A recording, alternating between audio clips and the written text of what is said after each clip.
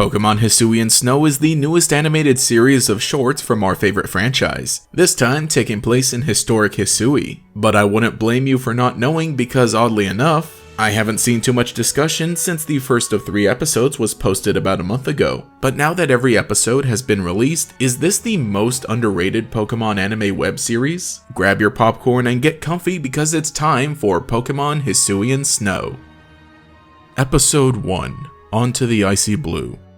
The beginning sequence of the very first episode establishes the story of Zoro Arc, which we know during this time was chased out of its homeland and found refuge in Hisui, only to succumb to the harsh environment and be revived as something else, Hisuian Zoro Arc. This is information from the Pokemon website back when these regional variants were first introduced, but here in this animation, it works well to establish what the general relationship between people and Pokemon is like. Even if there's no spoken or written exposition here, this along with what some other characters say about Zoro Arc later give us the full image that we need. And now we meet Alec, a young man traveling to the Hisui region to visit his father. After a brief introduction, we're transported back in time a few years ago to when Alec was a child with his father, who is a craftsman in Hisui. Within the first few minutes, things jump around a fair amount with the time period. First is a stylized myth, then we're in the present day, which is technically the past, and finally a flashback, which is where a majority of the series takes place. It can be a bit confusing, but once we see young Alec running through the Alabaster Forest following his father, things are pretty well situated and the series can begin properly. Now Alec decides to explore the surrounding area, after having been warned by his father of a dangerous Pokemon in the wild that was mistreated by humans, which again is the info we need to know about Hisuian Zoro Arc. Alec finds a shiny Hisuian Zora and their friendship can begin. From here it becomes clear that for this episode and the next, the story seems to be relatively simple. A tried and true tale of a boy and his dog, of course with different variations depending on who's telling it, this time being a boy and his ghostly fox. After Alec leaves sight of his father, there's little to no dialogue, and so the episode relies on its strong visuals and tone to carry it. And both of these are done well. There's a beauty in the simplicity. That's not to downplay what's going on though, that's exactly what's intended. Both Alec and the Zora don't know that the worlds they come from basically hate each other. And while Zora attempts to scare off Alec, who in turn initially approached it cautiously, they're still basically just playing. I like how because Zora is so young, it doesn't know how to effectively scare somebody off. So it comes off as funny, which is a perfect break to whatever tension there might have been. It's a cute little interaction between the two until they both fall down the snowy hill together, giving us this gorgeous shot as they see the sunset before hitting the ground, and yes, as soon as this episode begins, it felt like it ended. I think this is still a good start to the series, but imagine watching this when it came out and then having to wait a few weeks before the next episode. It presented a lot of promise and some amazing visuals, but I feel like this episode alone can't be discussed much without the second, and so the story continues.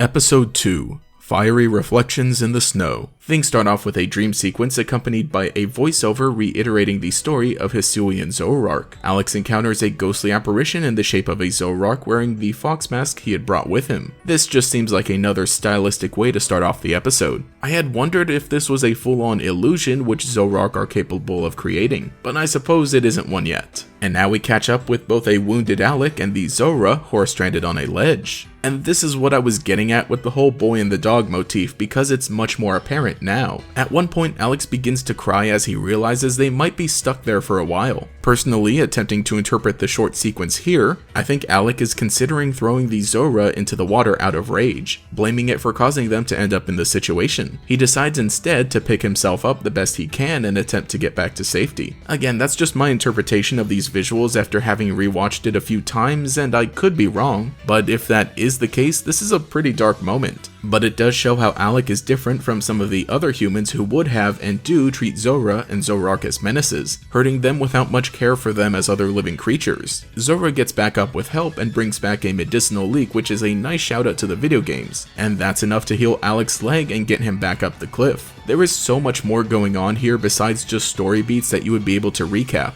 because a lot of the substance is in the quieter moments. Alex says a few things to himself, but as with the last episode, there isn't a lot of dialogue. It's in these moments that the two are able to understand each other a little better. They're only able to get back to their families if they work together. But of course their friendship is seemingly ended abruptly as Alec's father tells him to stay away from the Pokémon once they reunite. And the Zorora is joined by an entire pack of Zoro Arc. Or it could just be one parent creating an illusion. Either way, this scene is just great. The night is illuminated only by the ghastly glow of the Hisuian Zoro Arc, and the torch held by Alec's father. The harsh red light and falling embers, a symbol of man, and the harm the Pokemon fear. We do get a good look at the adult Zoro Arc, which looks appropriately terrifying, but despite the tension slowing every passing second to a crawl, their meeting is so short. It's exactly what a ghost encounter should be, quick and scary. But it has that undertone of sadness because Alec and Zora may or may not see each other ever again. When combined with the first episode, they both flow perfectly together. This one does end with Alec getting off the ship and arriving back in Hisui as a young adult, so it leads into the main chunk of the story for these 3 episodes. But the first 2 episodes feel like the prelude of a larger movie, which I guess they technically are, so that's cool. You could even just call these first 2 episodes their own thing when put together. They're both their own relatively contained story. However, it's actually a positive that things ramp up in the next chapter to finish things off. Episode 3, Two Hues. With the knowledge of the past events in mind, the stage is set for Alec to visit his father, who is a craftsman in Jubilife Village. I was wondering if he was meant exactly to be the one we meet in the video games. They do look similar enough even though they have different hairstyles, but with how this series fits into the main video game canon, even having characters like Silene, Zisu, Benny, Kamado, and I'll say it all just fits together. There is much more dialogue in this episode as there's more time spent with human characters. I do find it interesting that now it's set up that Alec has decided to pursue becoming a doctor, and even distinctly cares more for Pokemon than most other people, of course being influenced by his time with Zora, which I loved as a development. This serves as some of the conflict between him and his father, who still maintains his fears of wild Pokemon that we saw in the past. Episode 3 is only about 11.5 minutes long, but like I said, it feels like the beginning of a movie after the flashbacks of the first 2 episodes. I will say that this episode is still paced well and everything has a nice conclusion by the end of it, because after a space-time distortion causes some trouble, leading to a stray Rufflet getting injured in the chaos, Alec begs the people of the town to investigate, which some of them eventually do under the leadership of Silene. It's pretty cool getting to see the people of Jubilife Village before the events of the Legends Arceus video game. The plotline about these space-time distortions is resolved in the game, so it allows for this smaller story to serve as a build-up toward that while still having its own narrative. The group encounters some injured Snorunt whose parents leave them to the humans while they battle an Alpha Garchomp. This entire sequence is just so tense and Garchomp just moves like an absolute monster. I love it. It perfectly brings to life the feeling of being inside a space-time distortion. Whenever these series animate a Pokemon like this, it's just amazing. I'm never gonna look at Garchomp the same way again. Alec's father comes by with a sled to help transport the Snover to safety. Even though it feels like we haven't gotten much of him, this is still effectively the end of his arc. He doesn't trust Pokemon, but for the sake of his son, he's willing to show compassion toward them. The fact that he tagged along at all is an accomplishment. But just as the Garchomp approaches and is about to attack the humans, they're saved by something. Everything goes black and they all wake up after the distortion has passed, and Alec just knows that it was his Zora friend, now a Zoro Arc, that saved them. Nobody gets to see the shiny Zoro Arc directly, not even the viewer, as it slips away into the forest, but I really like how this was done. It all just keeps their presence even more mysterious. This final sequence where Alex runs toward his friend as the music swells and memories flash across the screen, only to be met with the lonely mask, is so beautiful. Yes, he doesn't get the full reunion that might be expected, but that's just how the world of Pokemon is at this point in time. Sure, there isn't really all that much preventing Zoro Arc from coming out in the open, aside from whatever feelings the other humans might have built up by years of myths, but Zoro Arc showed that it still cares about Alec while acknowledging their lives will take them in different directions. I just think it's a nice ending, still very heartfelt and has the emotional payoff while keeping an appropriate tone. Of course, the Snover are taken care of, and Alec's father still doesn't completely understand why he would care so much about Pokemon, but has a nice moment when saying goodbye to his son, even giving him another fox mask that he made, this time being purple to resemble the shiny Zoro Arc. Another perfect little payoff. And as Alec dons the mask while continuing his travels, that's the end of the story, for now.